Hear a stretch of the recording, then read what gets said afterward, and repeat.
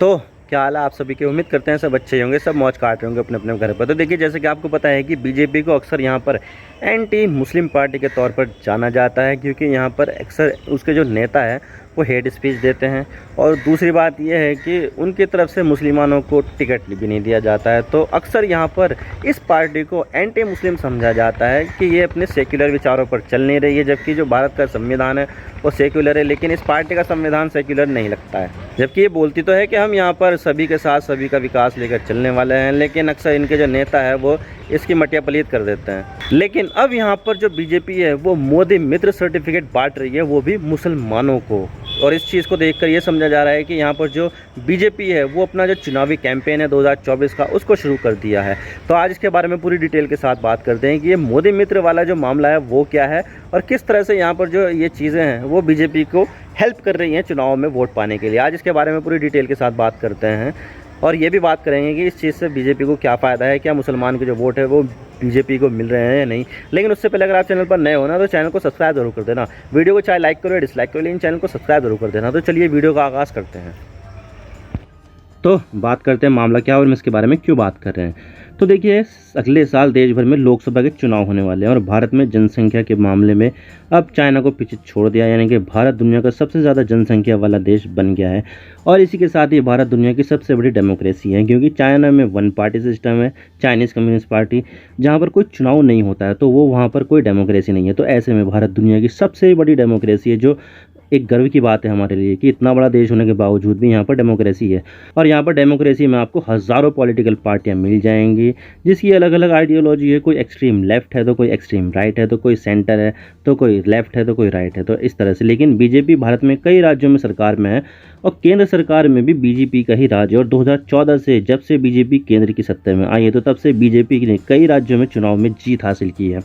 वैसे देखा जाए तो अपने आप को बीजेपी एक सेकुलर पार्टी बताती है, लेकिन एक्सपर्ट यहाँ पर ये कहते हैं कि बीजेपी की पूरी विचारधारा हिंदुत्व की विचारधारा है और ये एक ऐसी राजनीति करती है जिसमें एंटी मुस्लिम एलिमेंट इंक्लूड रहते हैं। और इस पार्टी के नेता बात बात पर यहाँ पर हेट स्पीच देते हैं, एंटी मुस्लिम यानी कि मुस्लिमों के खिलाफ हेट स्पीच भी देते हैं। और ये बात जगह जगह पर सभी को मालूम है कि बीजेपी मुस्लिमों को चुनाव का टिकट नहीं देती है। गुजरात की लगभग 180 सीटों में से एक भी टिकट मुस्लिम को नहीं दिया गया। इसी तरह कर्नाटक में, मध्य प्रदेश में, यूपी में, सभी जगह पर कहीं पर भी यहाँ पर जो बीजेपी है वो मुसलमानों को टिकट नहीं देती है। तो इस तरह से बीजेपी को एक एंटी मुस्लिम पार्टी समझा जाता है। लेकिन अब यहाँ पर बीजेपी मुस्लिमों में अपनी पहुंच बढ़ा रही है और इसके लिए बीजेपी ने मोदी मित्र के सर्टिफिकेट मुस्लिम में बांटने शुरू कर दिए हैं। आप देख सकते हैं कि यहाँ पर जनसत्ता का आर्टिकल है, ये इंडियन एक्सप्रेस का ही एक हिंदी वाला वर्जन है ये।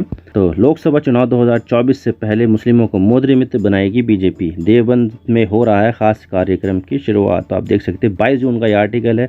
तो इस तरह से यहाँ पर जो बीजेपी है वो मुसलमानों को मोदी मित्र बना रही है। और इसी तरह से यहाँ पर एनडीटीवी हिंदी में, एनडीटीवी इंडिया, मुस्लिम वोटों के लिए यूपी में बीजेपी का नया दांव।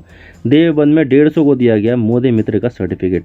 तो ये भी यहाँ पर आपको 22 जून का आर्टिकल मिलेगा। तो इस तरह से यहाँ पर आप देख सकते हैं कि बीजेपी यहाँ पर मोदी मित्र का सर्टिफिकेट दे रही है मुस्लिमों को। और आप देख सकते हैं कि यहाँ पर जिस पार्टी को एंटी मुस्लिम समझा जाता है तो वो आजकल मुस्लिमों को मोदी मित्र के सर्टिफिकेट बांट रही है। और यहाँ पर इसकी शुरुआत सहारनपुर ज़िले की देवबंद नाम की जगह से की जा रही है, जहाँ पर 150 सर्टिफिकेट मुस्लिमों को बांटे हैं। लेकिन सवाल ये आता है कि मोदी मित्र की जो पूरी ड्राइव है, जो पूरा कैंपेन है वो क्या है और बीजेपी क्या करना चाहती है इस चीज़ से। तो देखिए, जैसे कि आपको पता है कि अगले साल अप्रैल मई में चुनाव होने वाले हैं लोकसभा के। तो यहाँ पर बीजेपी ने अपने चुनाव की तैयारी शुरू कर दी है। 10 महीने के लगभग बचे हैं ताकि यहाँ पर ज़्यादा से ज़्यादा लोगों तक पहुँच सके और चुनाव को अपने पक्ष में कर सके। और मोदी मित्र अभियान भी उसी का एक नतीजा है, जिसमें मुस्लिम समाज के उन लोगों को चुना जा रहा है जो प्रोफेशनल है, जैसे कि सीए, डॉक्टर और एडवोकेट, या फिर जो बिजनेसमैन है और जो मोदी जी की पॉलिटिक्स में इंटरेस्टेड है, वो भी in respective of their political ideology. यानी कि आप चाहे किसी भी पॉलिटिक्स से जुड़े हो, किसी भी पार्टी से जुड़े हुए हो, अगर आपको मोदी जी की नीतियाँ पसंद है तो आपको यहाँ पर मोदी मित्र का सर्टिफिकेट दे दिया जाएगा। और इसको लेकर बीजेपी की माइनॉरिटी मोर्चा के नेशनल प्रेसिडेंट जमाल सिद्दीकी ने कहा है कि मोदी मित्र पार्टी के कैडर का तो हिस्सा नहीं है, लेकिन चुनाव के लिए ये हमारा सपोर्ट बेस बनेगा। हमारे पास उनका डेटा है, हम यहाँ पर उनसे बात करेंगे, उनसे कम्युनिकेशन करेंगे, पीएम मोदी और सरकार का जो मैसेज है उनको कम्युनिकेट करके बताएंगे। ये बहुत ज़्यादा आसानी होगी। तो इस तरह से ये चीज़ सामने आ रही है। और मोदी मित्र अभियान अभी रिसेंटली 29 अप्रैल को शुरू हुआ है, यानी कि 1.5 महीने या 2 महीने होने वाले हैं इसको, और अगले साल फरवरी तक चलेगा ये। और इसी को देखते हुए बीजेपी ने 65 वो लोकसभा सीटें चुनी है जहां पर 30% से भी ज़्यादा मुस्लिम पॉपुलेशन है, यानी कि यहाँ पर मुस्लिम पॉपुलेशन को टारगेट करने के लिए मोदी मित्र अभियान शुरू किया गया है। उसमें 13 सीटें यूपी से हैं, जिसमें अपने बिजनौर जिले की भी दोनों लोकसभा सीटें हैं, जैसे कि बिजनौर भी है और नगीना भी है। नगीना भी आपको बिजनौर जिले में पड़ती है। और इसके अलावा कौन कौन सी सीटें हैं, अमरोहा, कैराना, संभल, मुजफ्फरनगर, रामपुर, और इसके अलावा भी दूसरी है।